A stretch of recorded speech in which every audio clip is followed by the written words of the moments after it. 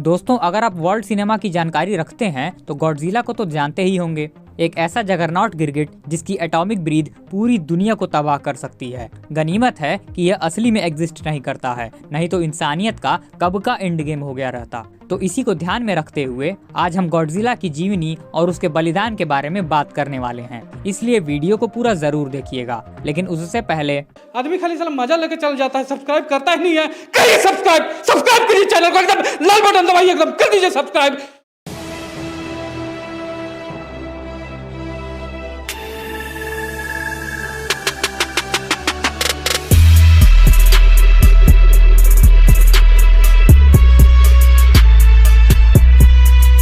Godzilla -1 यह एक Japanese kaiju film है जिसे तकाशी यामाजाकी ने लिखा और डायरेक्ट किया है। यह गॉडजिला फ्रेंचाइजी की 37वीं फिल्म है।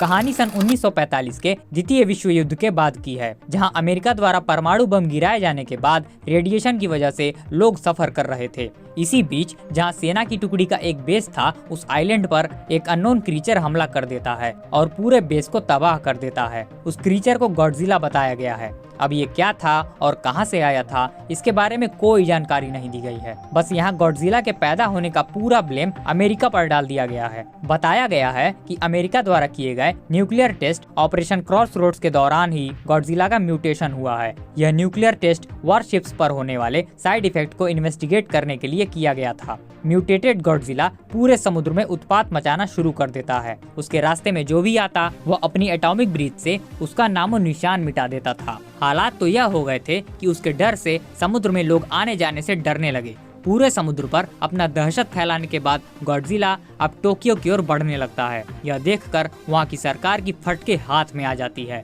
क्योंकि जापान वैसे ही परमाणु बम के भयानक सदमे से जूझ रहा था। इसलिए वहाँ की सरकार लोगों को गॉडजिला के बारे में नहीं बताना चाहती थी, ताकि सरकार पर उनका भरोसा बना रहे। इसलिए वह इसे कॉन्फिडेंशियल ही रखना चाहते थे।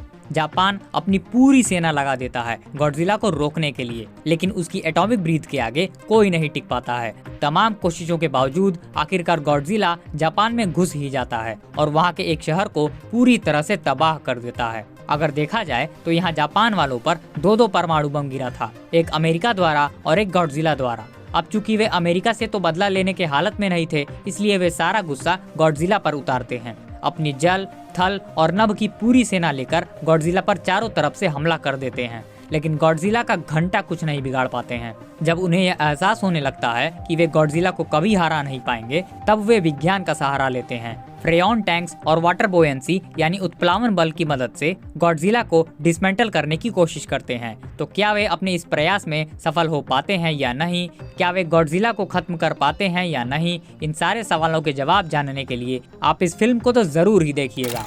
वैसे यहाँ एक बात गौर करने वाली है कि गॉडजिला जब तक जापान में था तब तक ही वह सबका दुश्मन था। हॉलीवुड में आते ही वह सुपर हीरो बन गया है, सबकी रक्षा कर रहा है। गजब हाल है भाई। इस फिल्म के राइटर और डायरेक्टर यामाजाकी के मुताबिक उन्हें 3 साल लग गए थे इसकी स्क्रिप्टिंग करने में, क्योंकि उन्हें इससे पहले गॉडजिला के बारे में कोई आइडिया नहीं था।